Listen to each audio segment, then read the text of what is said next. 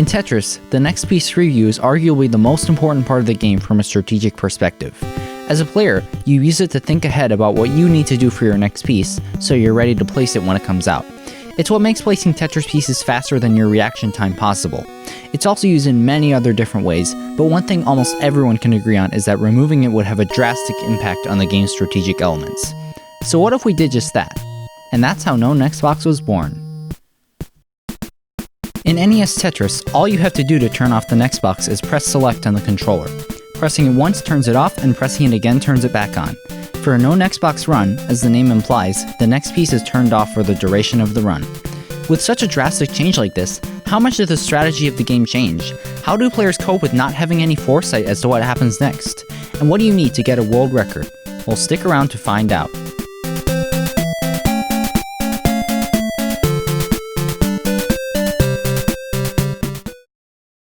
Throughout the history of Tetris, every release has had at least one next piece preview. This is an integral part of the game as a whole. It turns the game into a strategic one rather than a spur-of-the-moment one.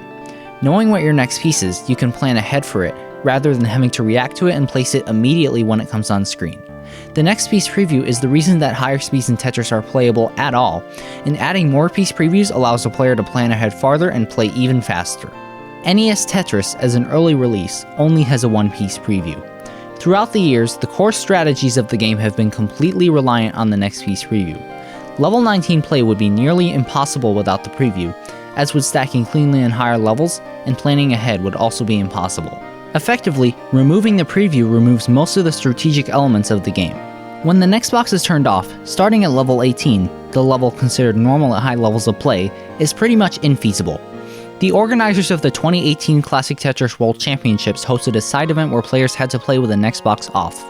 Generally, players topped out very early, and throughout the whole event, not one Tetris was scored by anyone. One of the key reasons that no next box is barely playable at this speed is how fast our reaction time and processing time are as humans.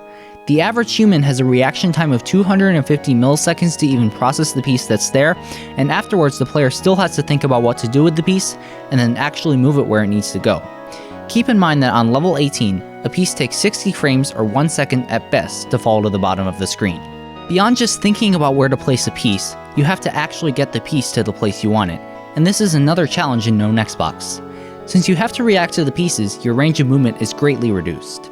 Generally at high speeds, dash is not a viable tactic because you will almost always experience the 16 frame delay without some special maneuvers, and it's almost always more effective to manually tap the piece where you want it to go.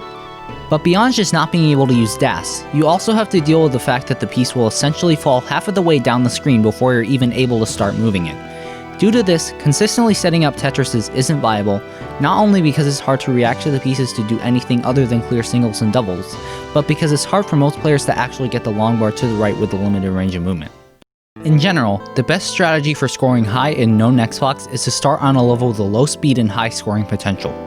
In general, the best players either start on level 8 or 9. Level 9 has slightly higher scoring than level 8, but has a somewhat reduced movement palette, so it's a trade-off. But at these speeds, there is enough time for a player to play the game in a reactive manner rather than a proactive one. At the level 16 transition, the game significantly steps up in difficulty. The movement palette becomes so small that in order to clear lines, you need to have a spot that is easier for your brain to see for each piece. One misdrop, one hole created, or one missed opportunity can spell your death. And if you can get a game to level 19, even the best can only hang on by a thread. At this speed, the pieces nearly reach the bottom before you're even able to react, so you're barely able to clear singles. Tetrises are out of the question, and survival is completely RNG based at this point. Since as a player you have no idea what is going to come next, stacking in an accommodating way is even more important than in regular Tetris. No next box play is a delicate balance between being as accommodating as possible and catering to the drastically reduced movement palette that playing reactively provides. Here's an example. Take this situation. The currently active piece is an L and the next piece is a T, but the player doesn't know that yet. Generally, the placement you make here would depend on your next piece, as there are many different places to place this piece to be accommodating for the specific piece you will get next. However, due to not knowing what will come next, the most accommodating placement possible is the L vertical in columns 2 and 3. And in this situation, there are many different places to put this long bar, and for most players, the place they would put it would be determined by their next piece. Since you have no idea what is coming next, you have no idea what the optimal placement to make for this piece is. The position chosen by the player ended up being a bad one, as their next piece turned out to be an L, and they blocked off the optimal spot for the long bar placement. And now, I want to tell you the history of known Xbox world records. It began with a game by Ben Mullen, uploaded to his YouTube channel in 2012. In this game, he got 350,000 points, challenging others to beat his score. Ben started on level 8, a speed which he said in the comment section was the best combination of points and ability to maneuver the pieces. He transitioned to level 10 at 219,000 points, and at level 15 with 340,000 points and 7 lines left before the level 16 transition, Ben made a hole in his stack. What killed Ben was not the hole, but the fact that with his stack, he could not accommodate the 2 S pieces he received into level 16, causing him to top out. The record stood for nearly 6 years. On January 24th of 2018, Ben was streaming Known Xbox attempting to beat his PB. He started on level 9 as it is the lowest speed with a relatively high score potential. Ben transitioned to level 10 at 244,000 points, having a much better pace than his previous game, and at level 14 with 144 lines, Ben was less than 1,000 away. With a single, Ben broke his previous world record and went for more. Unfortunately, he was not able to score anything more due to hanging a long bar on the right, topping out with 350,800 points, 702 points above his previous record. Inspired by Ben Mullen, a new player going by the name of SQR attempted to take the known Xbox record. He also played from a level 9 start. At level 10, SQR had 232,000 points, and at level 15, he had 346,000 points. With a triple on level 15, SQR broke the record, but he still had a clean enough stack to keep playing and scoring points.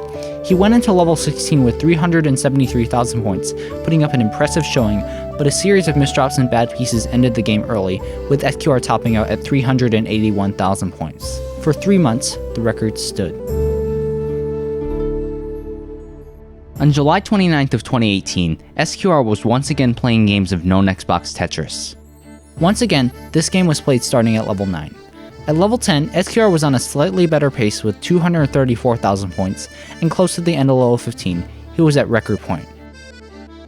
With a Tetris into level 16, SQR broke the record with the first ever 400,000 score in known Xbox. Unfortunately, his stack was not accommodating enough for him to play much longer, and he topped out at 405,000 points. During the time the record stood, the category gained some popularity as it was featured in the Classic Tetris World Championships as a side event, but no one was able to break the record for almost a year and a half. Near the end of 2019, a new player, also inspired by Ben Mullen, going by the name of Poet13, was attempting to get a personal best in known Xbox. He started on level 8, a level with worse scoring but a higher range of movement. At level 10, Poet had 229,000 points, on pace to beat his personal best, and going into level 15, Poet only needed 1 Tetris and change to break the world record. Poet broke the record with a Tetris into level 16, but once again with a stack too dire for any play past a few singles in level 16, and he topped out at 409,000 points. His record would stand for 3 months. On February 26th of 2020, Hydrant Dude, another player in the Tetris community, was trying out known Xbox. In this game, he started on level 8. He transitioned to level 10 with 233,000 points, breaking 300,000 within level 12, 350,000 in level 14, and at 153 lines, he was at record point. Hydrant broke the record with a Tetris in level 15, and unfortunately, due to a misdrop, was not able to play past the beginning of level 16, topping out at 414,000 points. But his record would not last long, as only 1 day later, Poet13 struck again. Once again, this game was from a level 8 start. Poet reached level 10 with 248,000 points, 300,000 into level 12, 350,000 within level 13, and 400,000 within level 16. Making it to level 17, Poet set up a Tetris, a very risky move, but got the long bar in time to break the world record. However, due to a misdrop on level 18, he was not quite able to make it to level 19. For nearly a month, this would remain the record.